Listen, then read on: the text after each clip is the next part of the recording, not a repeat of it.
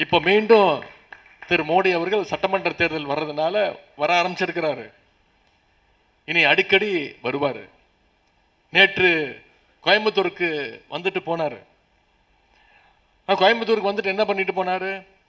Coimbatore Madurai metro திட்டங்களுக்கு அனுமதி தர முடியாதுன்னு சொல்லிட்டு போக ஒரு பிரதமர் வந்துட்டு போயிருக்கிறாரு. அனுமதி மறுக்க காரணம் என்ன சொல்றாங்க? மக்கள் தொகை கம்மியா இருக்கான், மதுரையிலையும் கோயம்புத்தூர்லையும் மக்கள் தொகை கம்மியா இருக்கு அப்படின்ற காரணத்தை ஒன்றிய அரசு சொல்லியிருக்கு. பாஜக ஆட்சி செய்கின்ற உத்தரப்பிரதேசத்தில் இருக்கக்கூடிய ஆக்ரா மற்றும் கான்பூருக்கு மட்டும் மெட்ரோ திட்டத்துக்கு அனுமதி கொடுத்திருக்கிறாங்க.